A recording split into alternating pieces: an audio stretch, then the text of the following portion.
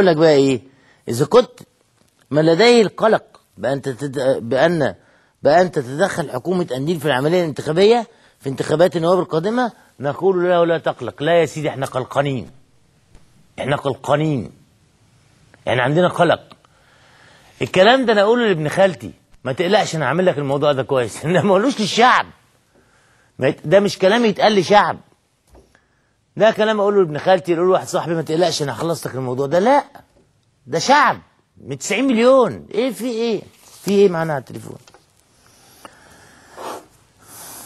المهندس عطا الشربيني رئيس الهيئة القومية للأنفاق السابق. مهندس عطا، مساء الخير. اهلا، مساء الخير يا اهلا بيك يا فندم، اسفين لازعاج حضرتك. يبارك فيك. اهلا بيك.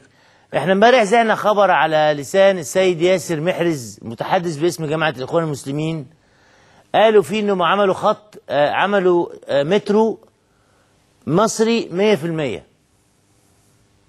والله انا ما سمعتش الخبر اساسا، لكن انهوا مترو فيهم؟ عملوا مترو جديد، يعني مترو، يعني بدأنا نطلع خط عندنا في مصر بيطلع مترو جديد 100%، صناعة مصرية 100%. نصنع قطر في مصر اول مرة يعني؟ ما قالش الاول مرة، بس هو قال لك ان احنا ده انجاز الحكومة، ان احنا عملنا مترو مصري 100%. طب امتى اتمضى العقد ده يا استاذ محمود؟ والله يا سيادتك انا بقول لك اللي قريناه امبارح في الاخبار. لا الحقيقة احنا عندنا حد في مصر يعرف يعمل موتور مترو؟ اول عقد دولي تم الاتفاق عليه لتصنيع اول قطار مصري بنسبة عالية، واخد بال حضرتك، بتصنيع مشترك مع اليابان داخل مصر، تم توقيع عقده في شهر 11/2009 في فترة المهندس محمد منصور. تمام. أنا اللي وقعت العقد الحقيقة. ومش 100%؟ لا، مش 100%، هو تصنيع هنا تعتبر داخل مصر وليست 100% بأيدي مصرية.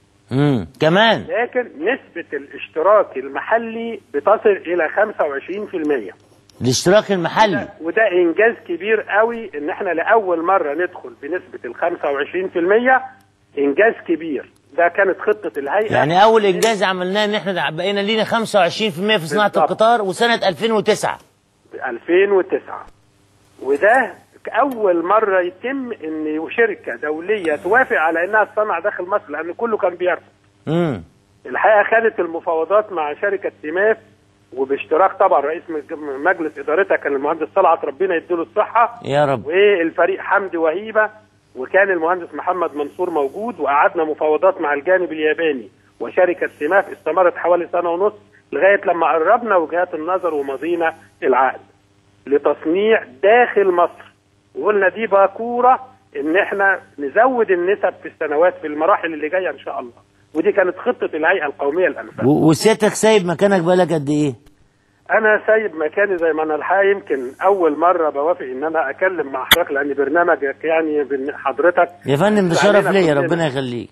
وانا كنت برفض ان انا اتكلم في الاعلام، لان انا خرجت على المعاش بصورة بعد قضاء 30 سنة في فتح مشروعات ما شاء الله، خرجت كأني مطرود. الحقيقة كأني مطرود. ليه؟ قال لك ندب مستشار للوزارة، وكان باقي لي 25 يوم بالظبط.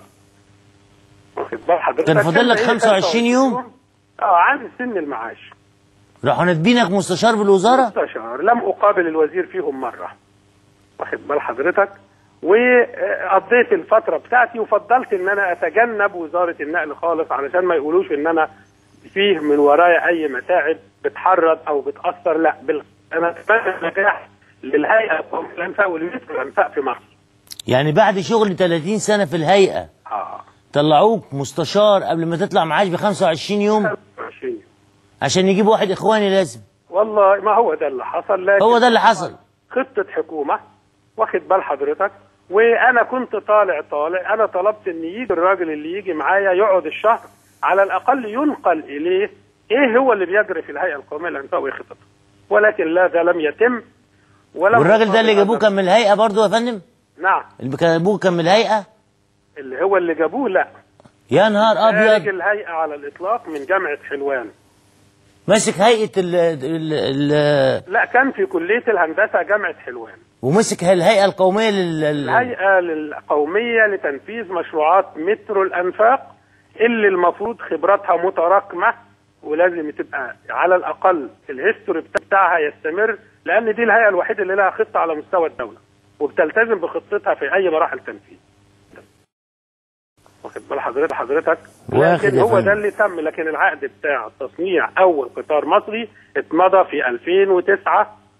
وده ما يعتبرش قطار مصري برضه يا فندم، لانه مش 100%. لا يعتبر. هو حضرتك دائما ابدا ما فيش جهه واحده بتصنع القطار، حتى الدول المتقدمه كمان. كون ان احنا يعني ما اقدرش ابدا اقول ان في قطار مترو مصري 100%. لا 100% لا. تصنيع داخل مصر، داخل مصر وتقفيل داخل مصر بنسبه 100%، لكن باشتراك منتجات محليه وتصنيع محلي حوالي 25%. والباقي بيجي من بره. والباقي اللي هي المعدات التكنولوجيا الحديثه بتيجي من الجانب الخارجي. يعني موتور المترو ده جاي من بره. المحركات بتيجي من اليابان. نظام التحكم في اليابان، نظام الاتصال والكمبيوتر بيجي من اليابان. يعني ما اقدرش اقول ان مصر استطاعت ان تصنع موتور مترو انفاق. لا، بس البدايه دي كويسه قوي يا استاذ محمود. في الدول المتقدمه حتى بدايتها كانت كده. يعني احنا ده في سبيلنا ان احنا كمان مثلا 10 سنين نقدر نصنع موتور. احنا ابتدينا، احنا كان خطتنا في المرحله الجايه يبقى 40%. 40% مصري. تمام. زي ما ابتدينا برضو في التنفيذ، احنا ابتدينا التنفيذ الخط الاولاني كان نسبه الاشتراك المحلي حوالي 80% و 90%. الاشتراك الاجنبي. ده احنا عندنا شركه سماف دي من الخمسينات يا فندم.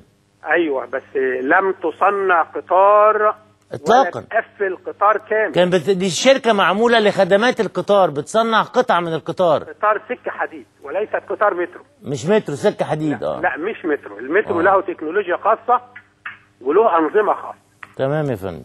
فكون الاشتراك بالنسبه دي يعتبر انجاز كبير قوي، لان طبعا الدول الكبرى بتفضل انها لا تنقل التكنولوجيا للدول الناميه اللي زي حالتنا، لان بتعتبر ان احنا كأن بنوقف السوق بتاعها. صحيح يا باشمهندس، صحيح. لكن عملنا احنا، يمكن انا سافرت اليابان في بدايه 2011 وعملنا اتفاقيه معاهم وخليناهم وافقوا فعلا على اساس ان يبقى التدريب ودربوا فعلا اطقم سماف هناك، وانا زرتهم هناك. على اساس ان يبقى تمهيد لاشتراك جانب مصري وياباني في انتاج هذا القطار داخل مصر. تمام. انا الاول التكنولوجيا دي تشغيل ايدي عامله وتنميه وتوفير عمله اجنبيه. قبل ما اشكر حضرتك بعتذر لك على اللي حصل لك، لكن معلش كلنا بيحصل لنا حاجات فظيعه كده اليومين اللي احنا عايشين فيهم دول. فبعتذر لك يا باشمهندس، وربنا يديك الصحه ويخليك لينا. المهندس عطا الشربيني خرجوه، راجل بيشتغل بقاله 30 سنه في الخدمه، وما عليهوش اي حاجه، بدليل ان هو عليه اي حاجه كان طبعا فرموه. ما عليهوش اي حاجه الراجل، ما عليهوش حاجه خالص. راحوا مخرجينه مستشار للوزير، وهو فاضل له 25 يوم يخرج معاش عشان يجيبوا مهندس. وبعدين الرئيس بيسأل لو في بس واحد بس في مكانه إخواني ومش كفء يقولوا لي. هيئة كاملة فيها ناس متدربة وناس بتشتغل، فيها وكلاء وفيها مديرين وفيها بتاع وفيها ناس معكوكة في الهيئة، جاب لهم مهندس من الجامعة.